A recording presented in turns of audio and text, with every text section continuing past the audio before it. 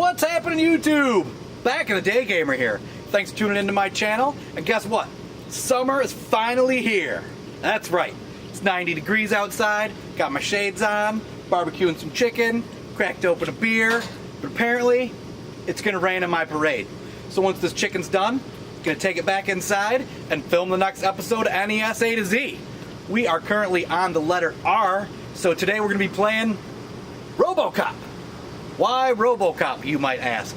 Well, because in the last episode, I said first person to leave a comment in the section below picks the game we play, and Mr. M. Mooney said he wanted to see Robo Cop. So that's what we're playing. Now this game I easily have not played since the 90s. Aside from having a huge backlog, I remember this game being a real turd. So on the shelf it sits. I definitely would have picked a different game for the letter R. RC Pro-Am, Rygar, Renegade, just did the challenge for. But he wants to see how RoboCop fares, so we're tossing it in, and that's what we're playing. So Mr. M. Mooney, this bud is for you. So the game itself has rather bland graphics with pretty stiff controls. Sometimes it's tough to kneel down so you can shoot at the dogs, which, by the way, isn't something you see very often in video games nowadays. Shooting dogs. So here we've got the boss battle at the end of the first board, and it is rather lackluster. Just keep spamming that punch button and down he goes. Once again, neat little cutscene. Arrest mode, City Hall, crime in progress. Second board is a whole lot more of the first board. The only addition to it, other than it being at night, is sometimes you get enemies coming from the window like the sniper guy or the flamethrower, which is an odd choice if you're trying to snipe people from a second story window. So this is like my favorite board in the whole game. It's like you've got to save the mayor from the bad guy here. You're clearly in the mayor's office. You've got the American flag in the background. You got to time it just right so you don't shoot the mayor. He's holding them hostage, using him as a human shield. Down he goes, and RoboCop has saved the city. Get a big thanks, and now you get rewarded with one of these awesome training mode rail shooter boards. I always enjoyed this, and I forgot all about it until I tossed it in.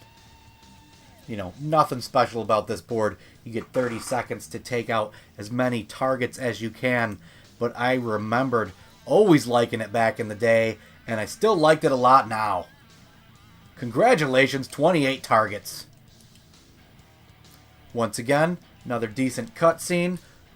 So the third board's kind of a warehouse area. This is where you are graced with some additional weapons. Get like a little submachine gun and a blaster rifle thing that super kicks ass, but when you pick it up you only get 2 bullets, so you got to use them sparingly. Now here is where the game took more of a difficult twist for sure. It's kind of a maze board. It's not hard to figure out, but you are timed. Right here's your big gun pickup. Got to take out this repeat boss battle from the end of the first level, and you want to make sure you do pick up that gun and kill that guy, because he gives you some additional power that you will end up needing. Moonwalk it. Moonwalk it. So here we go. Boss battle at the end of this board. This guy up top just chucks some grenades at you. After you hit him a couple of times, he pusses out, jumps in the elevator, and hits the road. Leaves you fighting the 3 army munchkin guys. Now you definitely want to use your submachine gun weapon here, because otherwise you can't kill them without getting your ass handed to you. And you want to save the big gun for later. I love these elevator cutscenes on this board. I think they look real good. So once you plow your way through the fourth board, looking out for obstacles like lasers coming out of the ceiling, you then make your way to an iconic boss battle that hopefully you saved the bullets on your big gun for. But if not, Make sure you got plenty of submachine gun bullets. Otherwise, good luck taking out this guy. This is a decent battle. It's pretty easy once you get the pattern down, but it obviously is what you knew was coming, because this is the bad guy from the movie. Well, it's not a bad guy, but you know what I'm talking about. We all saw the movie. Well, maybe a lot of you didn't. That's all I'm giving you right there. I'm not going to show you any more of this game, because no spoilers. So what do you think, people? Robo Cop itself didn't turn out to be nearly as bad as I remembered. It's one of the great things about YouTube, the community.